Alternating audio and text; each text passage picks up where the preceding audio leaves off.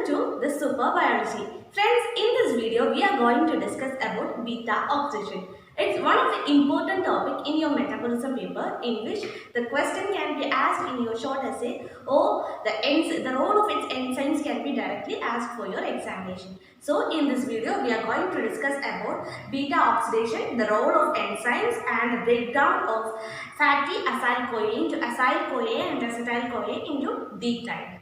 Beta oxidation is a metabolic process involving multiple steps by which fatty acid molecules are broken down to produce energy. It consists of breaking down of lone fatty acids that have been converted to acyl-CoA in progressively similar fatty acyl-CoA chain.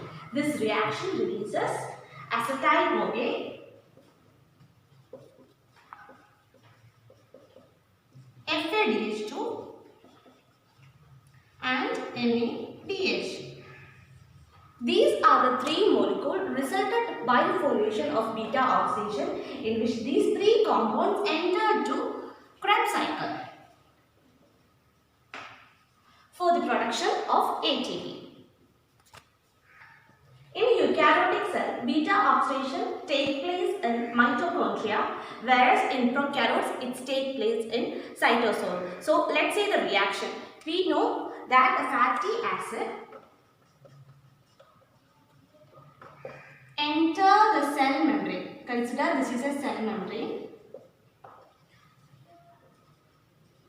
So the fatty acid enter to the cell membrane and bind with CoA.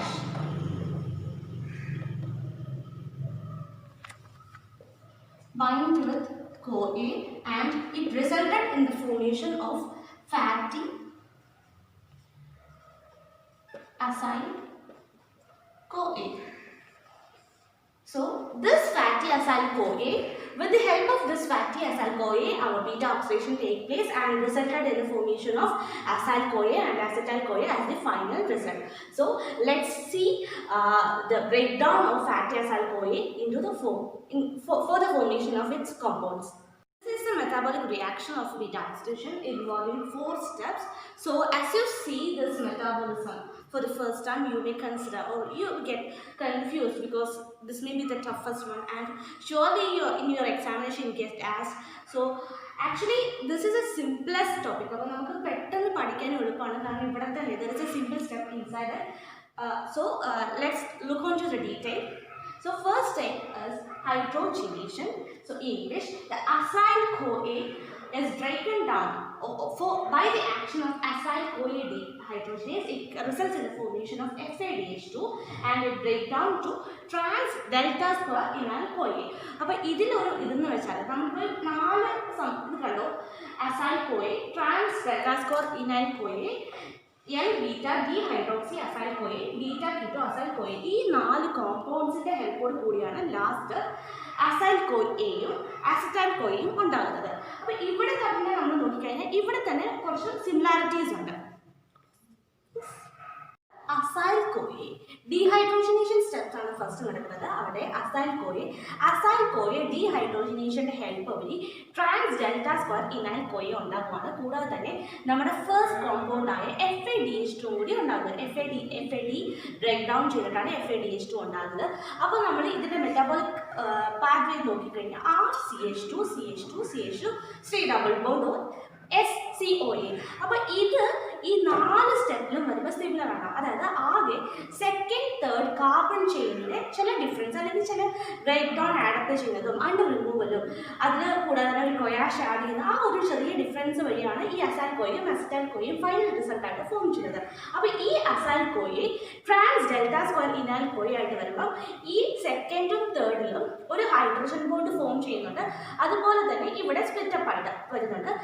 This acyl-CoA is similar. This trans delta square enal CoA. Second step is hydration. Hydration, there is an addition of a water molecule. So, trans delta square enal CoA water add water add enal CoA hydratase. Enal CoA hydratase in action L-beta hydroxy acyl-CoA form ചെയ്യുന്നത്. അത് form ചെയ്യുമ്പോൾ നമുക്ക് നമുക്കറിയാം ഈ second third carbon ചെയിനിൽ മാത്രമേ ഒരു difference വന്നിട്ടുള്ളൂ. ഈ ഡബിൾ ബോണ്ട് ബ്രേക്ക് ചെയ്ത് അവിടെ ആ OH-ഉം H-നെയും അതിൻ്റെ ഇത് രീതിയിൽ അറേഞ്ച് ചെയ്ത് വെച്ചിട്ടേ ഉള്ളൂ. അപ്പോൾ ഈ സെക്കൻഡ് ചെയിൻ ബാക്കി ഇതിലെ ഫസ്റ്റ് വണ്ണും ബാക്കി സി ഡബിൾ ബോണ്ട് സിമിലർ ആയിട്ട് നമ്മുടെ ഫസ്റ്റ് വൺ പോലെ സിമിലർ ആയിട്ടാണ് നിൽക്കുന്നത്. ഇനി അടുത്ത നമുക്കറിയാം ഓക്സിഡേഷൻ സ്റ്റെപ്പാണ്. 4 സ്റ്റെപ്പാണ് mainly: hydration, dehydrogenation, hydration, oxidation and thiolysis. അപ്പോൾ ഓക്സിഡേഷൻ സ്റ്റെപ്പിൽ ആണ് NADH ആയിട്ട് ബ്രേക്ക് ഡൗൺ ചെയ്യുന്നത്. അതാണ് നമ്മുടെ ഫൈനൽ റിസൾട്ടിൻ്റെ സെക്കൻഡ് വൺ. ഫസ്റ്റ് വൺ നമുക്ക് FADH2 ഇവിടെ തന്നെ കിട്ടി. സെക്കൻഡ് വൺ ഇസ് NADH ഉണ്ടാവുകയും ചെയ്യുന്നു. കൂടാതെ 3-ഹൈഡ്രോക്സി അസൈൽ-CoA ഡീഹൈഡ്രോജനേസ് എൻസൈമിന്റെ ആക്ഷൻ വഴിയാണ് ബീറ്റ കീറ്റോ അസൈൽ-CoA ആയിട്ട് ഫോം ചെയ്തത്. ബീറ്റ കീറ്റോ അസൈൽ-CoA ഫോം ചെയ്ത് കഴിഞ്ഞാൽ തയോലൈസിസ് എന്ന് പറയുന്ന 4th സ്റ്റെപ്പാണ് നടക്കുന്നത്. അവിടെ ഒരു കൊയാഷ് ആഡ് ചെയ്യുന്നുണ്ട്. കൊയാഷിൻ്റെ കൂടെ ബീറ്റ കീറ്റോ തയോലൈസ് എൻസൈമിന്റെ ആക്ഷൻ വഴി നമ്മുടെ ഫൈനൽ റിസൾട്ടായ അസൈൽ-CoAയും ഫോം ചെയ്യുകയാണ് ചെയ്യുന്നത്. As I tell earlier, the first step is dehydrogenation, in which acyl-CoA is oxidized by enzyme acyl-CoA dehydrogenase, in which the double bond is formed between the second and third carbon of acyl-CoA chain. The end product is trans delta square encyl-CoA. It uses FAD and produces FADH2, which enter the citric acid cycle to form ATP. The second one is hydration. So this is a second step in which the double bond between the second carbon and third carbon of trans delta square encyl-CoA is hydrated, forming the end product L-beta hydroxy acyl-CoA, which has hydroxy group in place of double bond catalyzed by encyl-CoA hydratase. The third step is oxidation.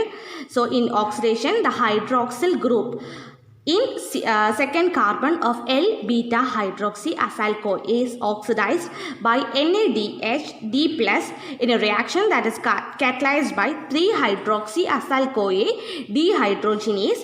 The end product is beta keto acyl-CoA and NADH. The NADH will enter the citric acid cycle and produce ATP and use for energy. The last and final step is thiolysis. This is the 4th step of beta oxidation, in which the beta keto acyl-CoA is cleaved by beta keto thiolysis of another CoA molecule. The enzyme that catalyzes this reaction is beta keto thiolysis. The cleavage takes place between the second and third carbon. Therefore, the end products are acyl-CoA and acetyl-CoA, with the original of the first 2 carbon and acetyl-CoA chain to the 2 carbon shorter than the original acyl-CoA that enter the beta oxidation. That's all about beta oxidation. So we look the 4 steps in detail, and we also look on to the metabolic reaction of beta oxidation. So hope you understand this video lecture. So if you like this video, don't forget to share your support through your like, share and subscribe. For your suggestions, you can also comment on your comment box too. Thank you.